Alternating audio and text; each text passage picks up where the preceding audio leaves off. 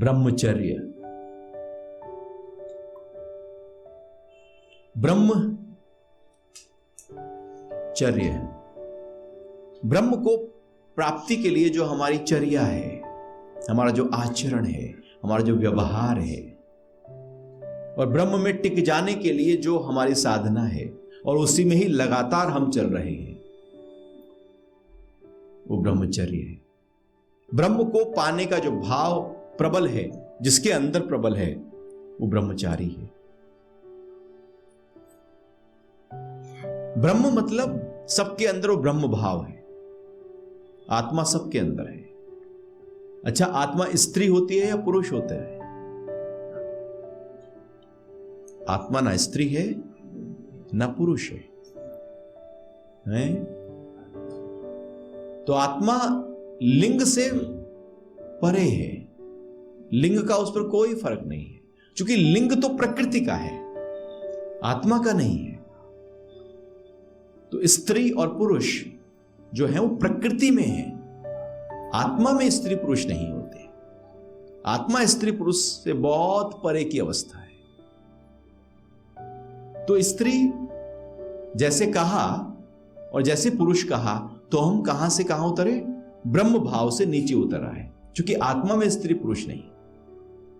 तो जैसे ही उस भाव से नीचे उतरे तो हमने ब्रह्म भाव छोड़ा और हम आ गए अब शरीर में, स्त्री और पुरुष के शरीर में। तो स्त्री और पुरुष के शरीर में सबसे ज्यादा हमारे अंदर काम भाव पैदा होता है, और वो सोसाइटी में सब डिस्टरबेंस पैदा कर देता है। और जैसे ही वो काम भाव पैदा होता है, हमारा ब्रह्म भाव छूट जाता है। तो ब्रह्म भाव काम भाव के कारण से सबसे जल्दी नीचे उतरता है। तो इसलिए ब्रह्मचर्य की साधना कही है। यदि ब्रह्म को ही हमने अपने अंदर भीतर अनुभव किया और सबके अंदर वही ब्रह्म भाव देखा, हमने स्त्री नहीं देखी, पुरुष नहीं देखा, केवल ब्रह्म देखा, उसको धारण करने वाला ब्रह्म देखा, है तो ब्रह्म ही ना, आत्मा ही तो है सबको धारण करने वाला। हमारी नजर शरीर पे ना अटके, शरीर को धारण करने वाले आत्म तत्व तक पहुंचे। तो यदि शरीर पे अटक रही है तो आंखें दूषित हैं, दोष है उनमें, दूरदृष्टि नहीं है, अभी शुद्धता नहीं है अभी नजरों में। और यदि आंखें केवल उस शरीर को धारण करने वाले आत्म तत्व को देख रही हैं, तो समझो कि ब्रह्मचर्य की साधना में साधक है, ब्रह्म को वो अनुभव कर रहा है। और यदि हम अपने अंदर ब्रह्म भाव को अनुभव करें और जो सामने दिख रहा है उसके अंदर भी ब्रह्म भाव को अनुभव करें, तो काम वासना तो अपने आप गलित हो गई ना। लेकिन ये काम वासना इतनी ज्यादा विकृत हो गई है कि ये हमें ब्रह्म से नाता जोड़ने नहीं देती, क्योंकि सबसे ज्यादा एनर्जी इसी वासना के माध्यम से ड्रेन हो जाती है। तो ब्रह्मचर्य का मतलब है ब्रह्म में चर्या, लगातार जो आचरण है वो ब्रह्म को पाने का हो, ब्रह्म में टिके रहने का हो।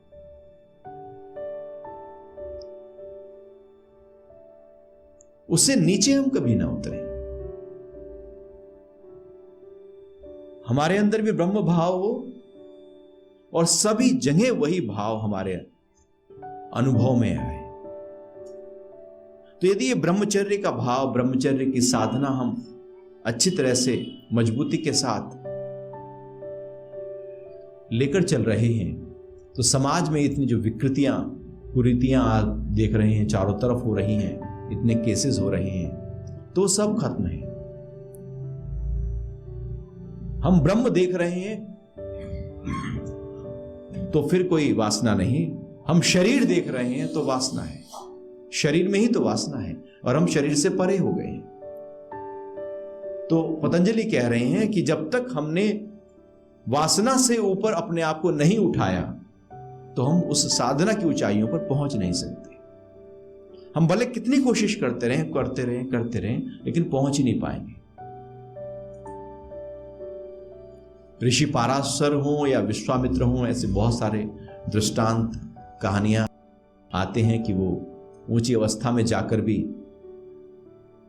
काम वासना के कारण से नीचे उतरे, तो चढ़ना मुश्किल होता है, उतरना एकदम बहुत आसान है। पहाड़ी पर चढ़ो आप,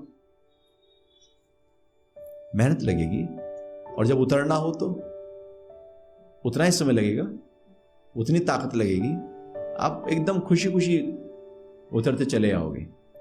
तो ब्रह्म भाव में टिकना, ब्रह्मचर्य के भाव में टिकने में मेहनत है, मजबूती है, संयम है, तप है, लेकिन वहां से उतरकर वासना में आने में कोई टाइम लगने वाला नहीं।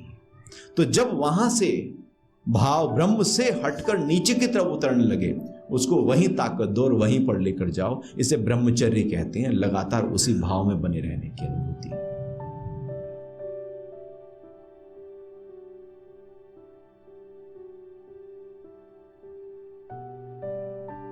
साधना में स्त्री पुरुष नहीं होते, अध्यात्म में स्त्री पुरुष नहीं होते, वहां पर तो केवल आत्म और केवल आत्म भाव होता है।